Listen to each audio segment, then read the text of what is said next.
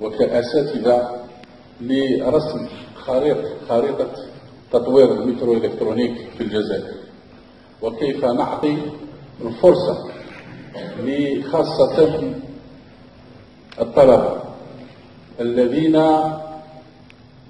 يتمرنون في قطاع هام جدا وذو تكنولوجيات متطورة وهي الميكرو إلكترونيات. أعطاهم الفرصة لإنشاء مؤسسات ناشئة ابتكارية. المبتغى الأول هو لكي نعمل جميعا ونجد جميعا ما هي الميكانيزمات لكي نرفع من مستوى الابتكار ومستوى التطوير التكنولوجي في الجامعات الجزائرية وخاصة في وسط الجامعي وفي وسط الطلبة. Mesdames et messieurs, aujourd'hui nous sommes dans un carrefour.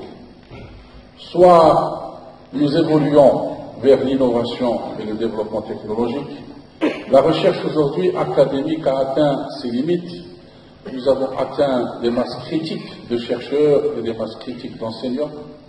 Notre positionnement à l'échelle continentale et à l'échelle internationale a atteint des niveaux appréciables en termes de recherche académique.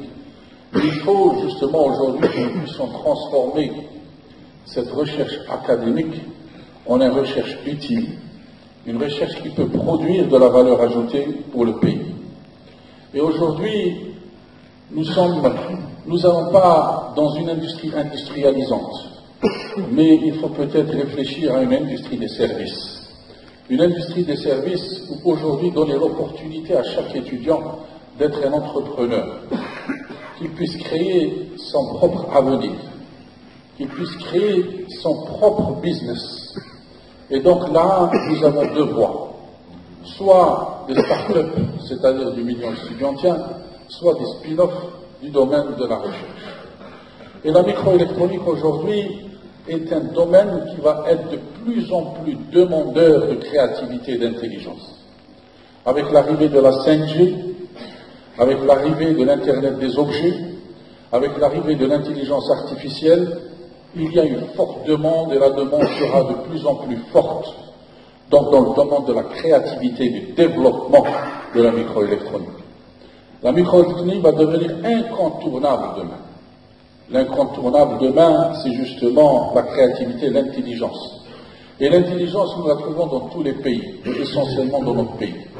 C'est pour cette raison que cette intelligence qui se trouve dans le milieu étudiantien, au milieu de nos étudiants, il faut leur créer l'écosystème favorable pour qu'ils puissent eux-mêmes trouver tous les outils de développement, tous les outils qui leur permettront justement d'exporter leur savoir et leur intelligence. Et aujourd'hui, donc, ce workshop est là pour justement établir cet écosystème. Comment devons-nous faire? Comment devons-nous réfléchir pour accompagner cette masse d'étudiants à aller vers la microélectronique? Parce que historiquement, la microélectronique était une discipline leader en Algérie. Dans les années 70, l'État algérien a fait que la microélectronique soit un domaine des plus privilégiés et prioritaires. Il a envoyé des centaines d'étudiants algériens se former à l'étranger dans la microélectronique. Je dirais même, il y a peut-être 3000 ou 4000 enseignants-chercheurs en Algérie, tous spécialistes de la microélectronique.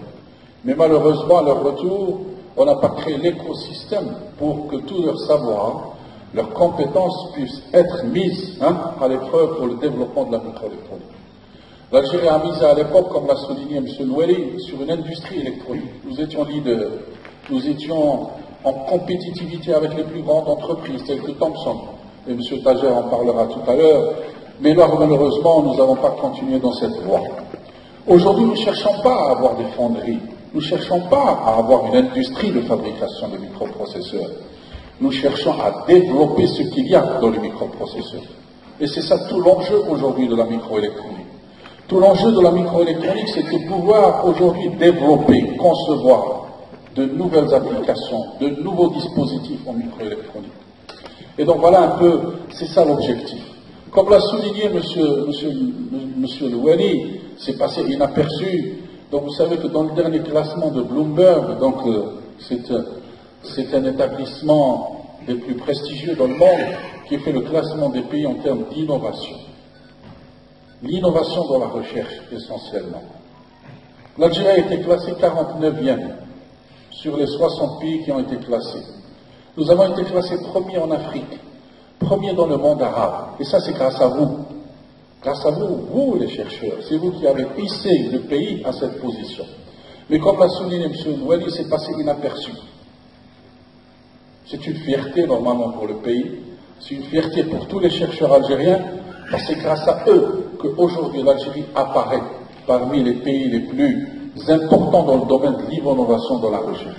Encore une fois, je pense que nous avons aujourd'hui des compétences, nous avons un savoir, nous avons un savoir-faire.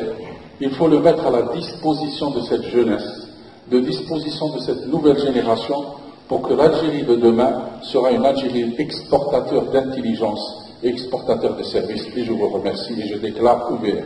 Je n'oublie pas tous les organisateurs.